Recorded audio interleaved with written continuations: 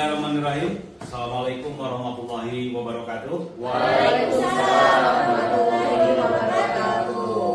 Berjumpa kembali dengan kami di RUMPI, Ruang Manajemen Pendidikan Islam. Oke, pada hari ini kita akan membahas atau membedah salah satu jurnal yang berkaitan dengan tema transformasi digital di madrasah. Salah satu judul yang sangat menarik karena melihat kondisi kekinian, yaitu tentang dunia digital, dengan salah satu judul jurnalnya itu adalah Digital Transformation in Islamic Education, Integrating AI and Machine Learning for Personalized Learning in Madrasah. Ini adalah buah karya dari Nailah Hayati dan Eskarini Uswali, salah satu mahasiswa UIN Imam Bonjol Padang. Hari ini kita akan berbincang-bincang dengan para narasumber kita.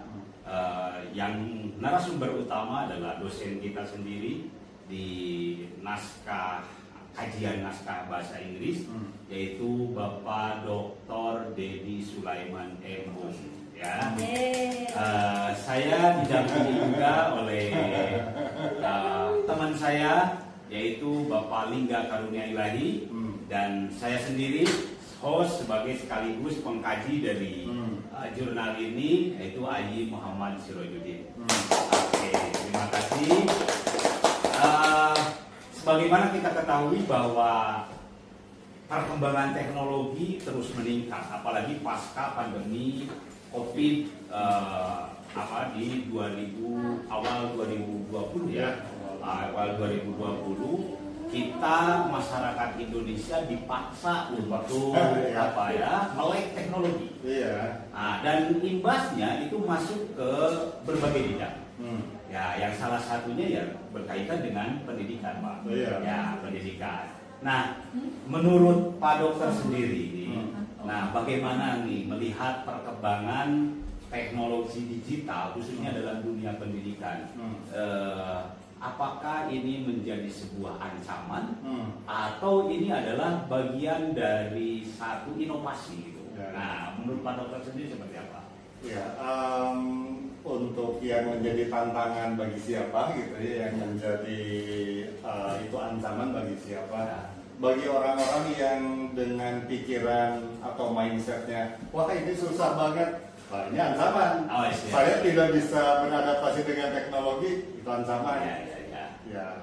Selama kita bisa beradaptasi di umur berapapun kita, dan yang namanya guru, dosen itu wajib untuk beradaptasi, kita harus menjadi tantangan ya. Harus jadi tantangan, walaupun kita tidak bisa menafikan untuk orang-orang yang sudah tidak bisa beradaptasi dan menyerah, wah ini peninggalan ya, jadi ancaman juga ya. Tapi sebetulnya kita masih bisa mengingatkan mereka. Kita sebagai orang tengah-tengah mungkin ya, disebut muda juga. Sebetulnya kita masih bisa adaptasi, kita masih bisa mengingatkan bahwa ini adalah masanya. Betul seperti tadi Pak I bilang, kita memang dipaksa dulu pandemi sehingga kita jadi tahu Google, tahu Zoom, kemudian sekarang ada machine learning, ada Moodle dan lain sebagainya, kita sudah bisa. Dan sekarang post pandeminya itu ya kita pakai dalam kegiatan pembelajaran yang hibrid berarti ya. Karena kita kan sebetulnya sudah offline, sudah kembali ke semula. Nah, hanya kalau tidak bisa, misalnya dosen tidak bisa hadir, sekarang sudah tidak bisa seperti dulu kita kuliah. Kalau nggak bisa hadir, ya sudah tidak hadir gitu, tidak ada perkuliahan. Sekarang kan bisa daring ya. Jadi dosennya misalnya ada di Mesir, ada di Argentina, ada di mana, tetap ada perkuliahan. Masih bisa terhubung ya Pak? Masih bisa terhubung. Sudah tidak ada alasan bahwa ada kegiatan sehingga perkuliahan tidak ada. Nah, ini adalah salah satu keuntungan dari era teknologi saat ini.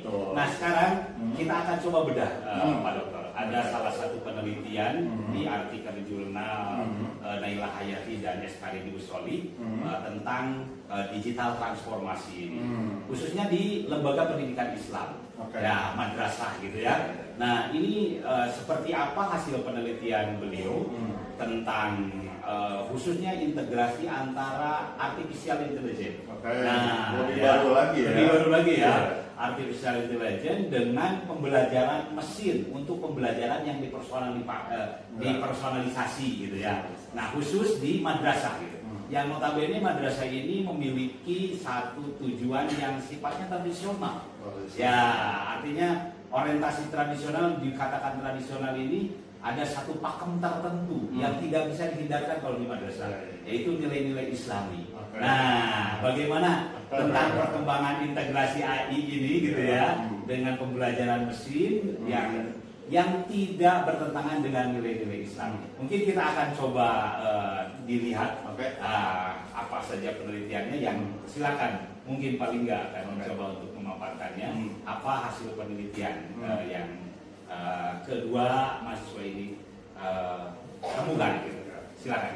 Baik, Assalamualaikum warahmatullahi wabarakatuh. Ya, Jadi yang kita dapat dari penelitian mahasiswa dari UIN Sunan Imam Bonjol Padang ini, untuk pendahuluan di madrasah sebagai pilar utama pendidikan Islam harus beradaptasi dengan perubahan-perubahan era digital pada masa kini.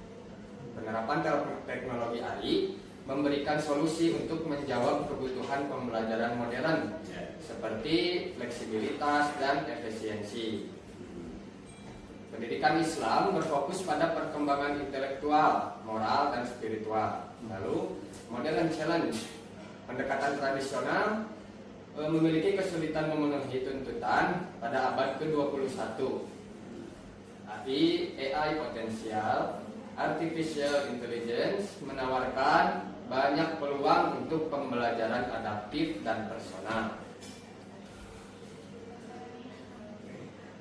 Ini landasan teorinya seperti apa nih? Jadi kalau misalnya tadi saya lihat ini adalah bagian dari apa ya, latar belakang kenapa mereka mencoba untuk meneliti ini, karena katanya Islam itu, pendidikan Islam itu kan fokusnya ke spiritual, moral itu lebih moral dan spiritual. Kemudian perkembangan teknologi di abad 21 ya, yang notabene mungkin ini lebih condong ke pola kebarat-baratan. Nah, yang secara tidak langsung ada gap gitu ya antara modernisme dengan pemikiran Islam itu sendiri. Nah, apalagi ditambah dengan AI gitu. Apakah ini AI menjadi satu terobosan baru atau akan dijadikan sebagai alternatif pembelajaran di madrasah atau tidak, ini mungkin ya. Nah, itu yang saya lihat yang menjadi dasar kenapa katanya yang melatar belakangi mereka melakukan penelitian ini gitu ya. Ada teori yang menarik gitu. Coba lihat teori yang dijadikan landasan berpikir mereka dalam penelitian ini.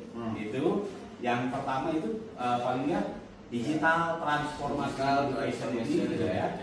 Nah, jadi pertama itu teori yang dia kembangkan itu bahwa transformasi digital dalam pendidikan itu yang menggunakan alat ini bisa memenuhi kebutuhan pelajar abad ke-21 yang terus berkembang.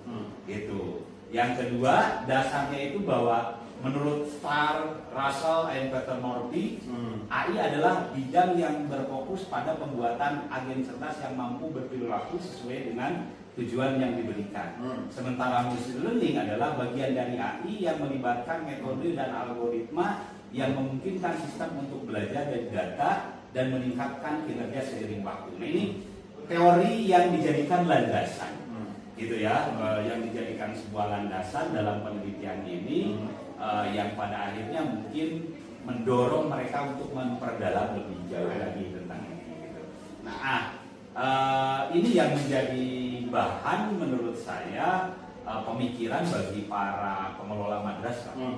Sebuah tantangan tersendiri bagaimana nilai-nilai spiritualitas Islam, nilai-nilai keislaman ini tidak tergerus dengan istilah digitalisasi ini. Harusnya memberikan sebuah harapan baru terhadap madrasah untuk berinovasi dalam mempelajari agama tanpa mereduksi nilai-nilai Islam yang sudah ada. Mungkin itu kita. Nah itu. Yang kalau saya lihat sendiri ya, ini metodenya mereka menggunakan metode literatur ya, metode literatur, dan dia fokuskan di madrasah. Walaupun kalau saya lihat sendiri sebetulnya di jurnal ini lokus madrasahnya umum. Ya, gitu. Dan perlu ini review ya, perlu ada satu lokus yang khusus. Nah, artinya mungkin di madrasah A, di madrasah B, sehingga ada semacam case yang bisa dijadikan sebagai sampel bagi madrasah-madrasah lain. Apakah betul AI ini bisa diterapkan dan ada semacam kemajuan atau perkembangan kualitas dalam pendidikan yang dipersonalisasi gitu. Ini walaupun masih ngambang sebetulnya, kalau saya lihat gitu ya, karena madrasah di sini kan banyak. Nah, masalah di sini banyak sehingga seolah-olah ini berlaku untuk umum. Ya, gitu kan. Nah, kalau misalnya ditambahkan satu studi kasus di madrasah yang sudah berhasil menerapkan ini penelitian akan lebih maksimal lagi, gitu. Kalau saya lihat seperti itu. Nah, menurut pandangan Pak Dokter sendiri, nah, bagaimana? Baik, yang kedua kita sudah yang kedua. Sebenarnya kan adanya ini bagus ya, jadi AI ya. Kalau bahasa Indonesia yang baik dan benar jadi AI ya. Artificial Intelligence. Kalau bahasa ini itu udah dari bahasa Inggris Artificial Intelligence ya. Kalau mau bahasa Indonesianya berarti kecerdasan buatan KB. Buatan kalau mau bahasa Indonesia ya. Kalau sudah Artificial Intelligence ya kita jadi AI. Banyak dikenalnya ya. Kalau bahasa Indonesia berarti KB, kecerdasan buatan. Ya, AI itu harus memang sejalan, Pak. Kalau misalnya tadi ya mau di madrasah atau dimanapun, sejatinya AI itu berarti bisa mengembangkan berapa kali kata Allah disebutkan dalam Al-Quran. Misalnya langsung kata Muhammad disebutkan, Nabi Nuh misalnya atau apa, itu kan jadi AI. Misalnya di ayat keberapa cerita Nabi Ibrahim alaihissalam tentang ini, harusnya itu menjadi machine learning atau menjadi AI yang bisa membuat ilmu-ilmu Islam kita juga jadi mudah diakses.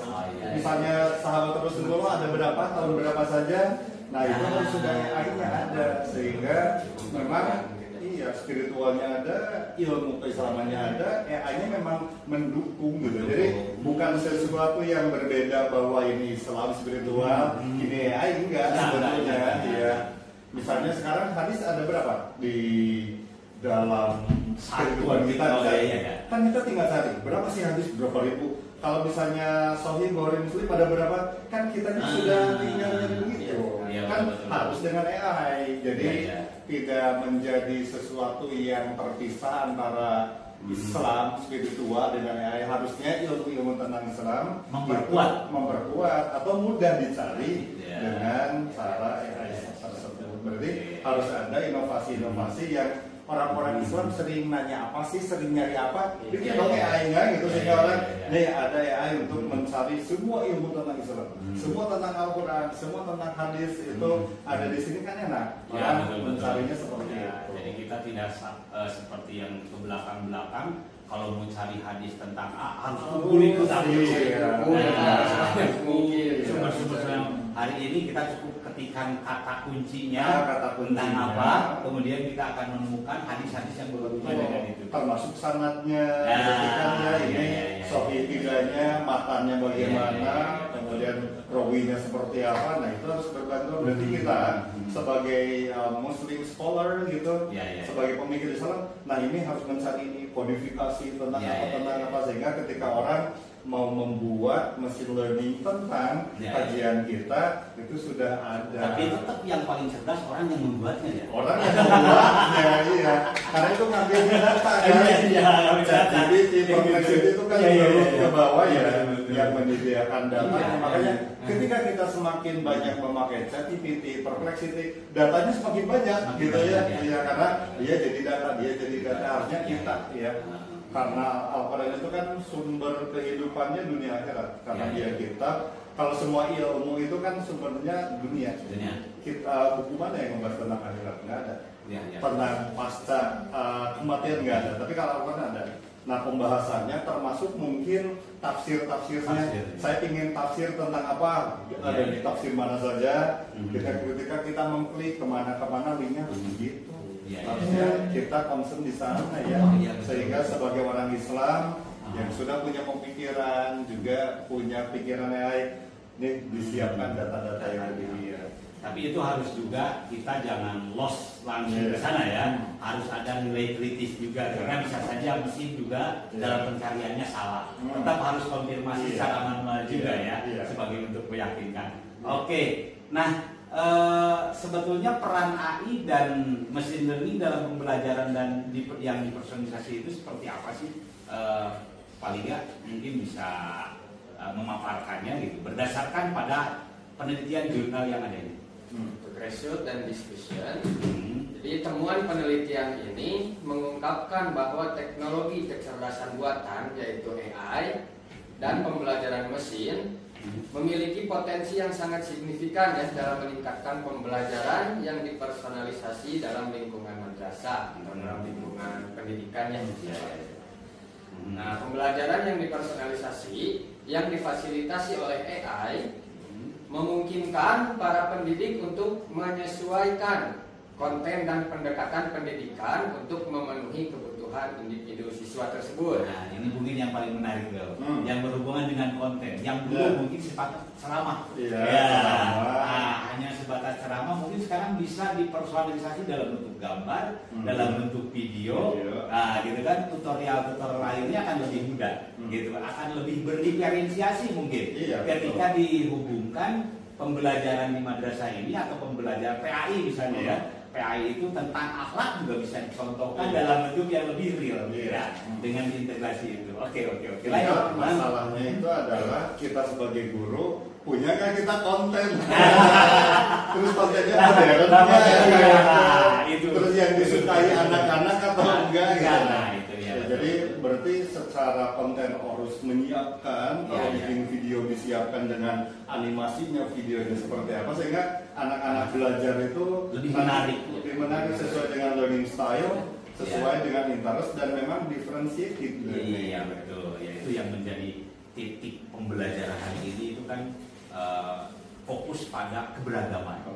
Iya, harus mengadaptasi keberagaman. Oke, bisa dilanjutkan Pak Liga, mungkin apalagi yang menjadi temuan-temuan dalam penelitian mereka itu. Nah, dan di madrasah di mana metode pengajaran tradisional yang tadi mungkin tidak selalu mengakomodasikan perbedaan individu. AI dapat menawarkan atau banyak penawaran-penawaran solusi yang mempromosikan pembelajaran yang berpusat pada siswa. Mungkin ada lagi Pak, kira-kira masih ada. Nah ini berarti pasti ada tantangannya juga ya. Tadi jadi menawarkan hal yang berbeda dan yang beragam gitu ya dengan aktivitas atau kita mengenal AI atau AI itu gitu ya dengan mesin learning AI. Nah tapi paling tidak ya sekarang kan di madrasah juga belum begitu berkembang. Dan artinya belum begitu bermasyarakat, belum terbiasa. Nah ini adalah sebuah tantangan gitu ya. Nah kita akan coba lihat tantangan dan yang ada sehingga di sini belum begitu berkembang penggunaan AI ini jika dihubungkan dengan kurikulum gitu ya. Sebatas kalau banyak sih kalau saya lihat madrasah sudah berkembang, penggunaan ini udah banyak juga digunakan, tapi baru sebatas pada konten-konten dulu. Ya artinya ketika mereka mencari sumber, terus mereka mencari ide-ide kreatif tentang itu udah banyak menggunakan ini gitu ya. Tetapi ketika misalnya diintegrasikan ke dalam sebuah kurikulum, itu nampaknya masih kebingungan mereka. Ya, gitu. Kalau kurikulum memang yang pertama Ibu Bapak di sini kuliahnya di Pasar Sarjana. Salah satunya juga kita mengkaji tentang leadership dan salah satu tugas leadership itu adalah membaca masa depan dan mengajarkannya. Kalau analogi yang sering saya ulangi adalah ketika Pak Ayi paling enggak kita main bola, kita main bola. Misalnya Pak Ayi itu mau ngoper bola, saya ada di sini Pak. Betul. Pak Ayi kalau ngoper bola ke saya enggak? Nanti kalau ke saya itu malah jadi salah. Harusnya ke depan dong. Depan. Jadi kan kalau ya. ngoper bola, kita itu udah ketinggalan. Ya. Karena saja kan lari, kita kan sedang lari. Ya. Melihat anak-anak di madrasah, di sekolah manapun itu kan tentang mereka itu kuliah itu kan progresif, mereka Ya, betul, maju. betul. Kita kurikulumnya itu tidak yang zaman sekarang. Ya, Zaman yang mereka akan Ya, lulus. Jadi tadi analoginya itu kalau over bola itu, kalau misalnya Pak Ing ngoper ke saya udah lari, kan dicemooh. Iya. Kenapa nggak ke belakang? Iya. Saya kan maju ke depan. Nah, itu tugas leadership. Iya, Jadi apa ya paling nggak ketika menyusun kurikulum itu anak-anak di depan itu mau apa, lulusnya bagaimana, Iya. kita menyiapkan dan mengajarkannya sekarang. Jadi harus bisa memprediksi ke depan itu akan seperti apa. Iya. Apalagi sekarang wacana dari Kementerian Menengah Dasar dan Menengah itu kan salah satu terobosannya itu kan akan dunia digital itu pertama itu akan dimulai. Misalnya dengan memasukkan kurikulum tambahan, Iya. di antaranya yaitu digital dan apa itu coding itu akan menjadi salah satu mata pelajaran pilihan. Nah, ini di sini berarti baik-baik paling nggak kita kasih tahu bahwa memang kita biasanya apalagi orang timur banyak melihat masa belakang. Dulu ketika jangan pendidikan itu ke depan, itu ke depan, sehingga ketika ada digitalisasi, ada coding atau apa, ya memang kita harus menyesuaikan, jangan wah itu baru lagi, jangan bilang kayak gitu. Kita harus tanggap dan harus sense dan beradaptasi dengan masa depan. Betul. Guru harus siap juga ya. Yang paling utama gurunya dulu ya. Gurunya dulu harus siap. Sebelum anak-anak harus ini kurikulum, gurunya dulu harus. Coba kita lihat tantangannya Pak Lingga. Apa yang menjadi tantangan katanya dalam penerapan AI di madrasah itu di bukan dengan Untuk di jurnal itu ya, untuk peneliti menemukan tantangan challenge infrastruktur and technological readiness. Temuan penelitian menyoroti tantangan signifikan terkait infrastruktur dan kesiapan teknologi dalam implementasi AI dan machine learning di lingkungan madrasah. Banyak lembaga pendidikan Islam, terutama yang berada di wilayah berkembang mungkin seperti pelosok, daerah-daerah pelosok, menghadapi keterbatasan infrastruktur tersebut yang substansial yang menghambat integrasi teknologi canggih. Dalam beberapa kasus, madrasah terletak di daerah di mana infrastruktur teknologi dasar seperti listrik yang dapat diandalkan dan internet berkecepatan tinggi tidak dapat mencukupi atau tidak ada. Kalau madrasah itu identik dengan pedesaan gitu. Berarti tetap gurunya dulu harus modern.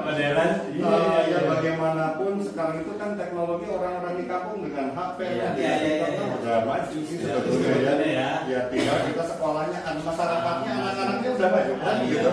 Sudah ada, tinggal kita masuk ke kurikulum ke sekolah dan maju bersama. Oke, ada lagi yang lain? Nah, untuk training guru mungkin ya, teacher training and pedagogical adaptation. Temuan. Jadi salah satu tantangan juga mungkin perlu ada pelatihan guru dan adaptasi pedagogik gitu ya. Nah ini juga ini adalah sebuah kembali ke individu guru ya.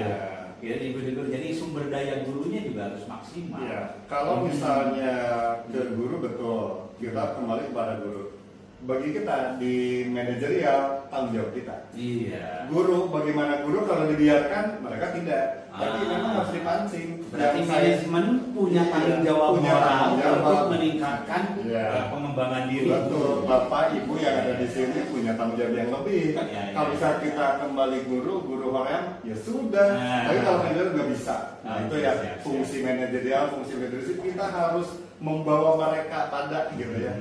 Saya ulangi misalnya di beberapa contoh, kalau tentara, polisi, kamu pusat, udahlah kembali ke kamu bisa berapa? 10 ya udah 10, nggak akan pernah jadi tentara, nggak akan pernah jadi polisi. Kamu harus 25 pusatnya.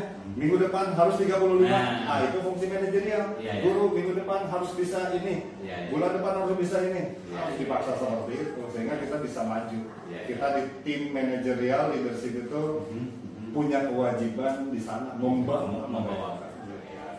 Jadi memberikan motivasi terhadap guru untuk selalu belajar, memotivasi, update, dan sekalian dari trainernya juga. Jadi kita juga yang harus fasilitating teknologi, yang menjadi pemimpin yang transformasional kalau hari ini.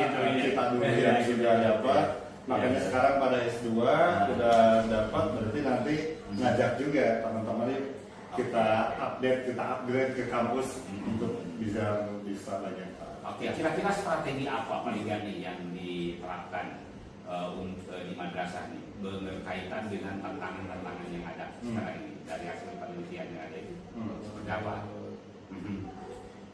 Jadi misalnya apa kebijakan-kebijakan yang strateginya gitu, strategi dari manajemen madrasah terhadap tantangan yang ada agar AI atau AI ini bisa dijadikan sebagai sarana untuk berinovasi oleh para guru di madrasah itu sendiri. Ya mungkin dengan memberikan tadi ya mengadakan training dengan guru, terus sekarang mencari kekuatan yang ada, artinya potensi yang ada di lingkungan itu apa. Jadi potensi itu bukan hanya sebatas tadi ketika tantangan ini infrastruktur belum ada nih, belum memadai. Nah mungkin tugas manajer itu adalah mencari apa sih yang bisa dimanfaatkan ya agar misalnya akses tersebut bisa masuk. Tadi misalnya kita tidak ada nih, belum ada jaringan kabel masuk ke daerah kita. Oh tapi HP ini udah bisa. Nah itu kan ya. Jadi sebagai tim manajerial itu bisa mengerjakan kerjasama dengan provider. Kan kalau misalnya guru-guru kalau di daerah ini nggak ada, kita sebagai orang yang berpikir, nah kita buat proposal, kita kerjasama dengan provider untuk menyediakan internet untuk sekolah. Kalau misalnya provider juga ada yang nulis proposalnya bagus, meyakinkan, dikasih dana, dikasih fasilitas. Jangan biarkan kalau guru tidak bisa, karena tidak bisa harus menyerah. Kita harus bisa. Oke, sampai kita pada tahap akhir, yaitu ada semacam kesimpulan. Apa kesimpulannya kira-kira apa? Untuk kesimpulan mungkin ya dari penelitian jurnal yang telah kita teliti juga, lalu ada kesimpulan yang ada 5 poin ya. Untuk yang pertama, potensi AI dalam pendidikan madrasah. AI dapat meningkatkan pembelajaran yang dipersonalisasi dengan memberikan pengalaman belajar tentunya ya, yang disesuaikan dan dukungan real time. Lalu poin yang kedua, tantangan infrastruktur dan kesiapan pendidik. Keberhasilan implementasi ini atau implementasi AI bergantung pada infrastruktur yang memadai dan pelatihan guru yang memadai dalam penggunaan teknologi tentunya ya, seperti tadi yang sudah dijelaskan oleh Bapak dosen kita dan Pak Adi. Terus poin ketiga, pertimbangan etika dan budaya. AI harus selaras dengan nilai-nilai Islam, melindungi privasi siswa dan mencegah bias, harus ada kerangka kerja etis yang jelas. Poin keempat, kolaborasi yang diperlukan, investasi dalam infrastruktur, pelatihan guru, dan pedoman etika diperlukan, serta kolaborasi antara pendidik, pembuat kebijakan, dan ahli teknologi. Dan poin terakhir, ada pendekatan seimbang. AI harus melengkapi hubungan guru dan murid tradisional, bukan menggantikannya, untuk mempertahankan integritas pendidikan Islam.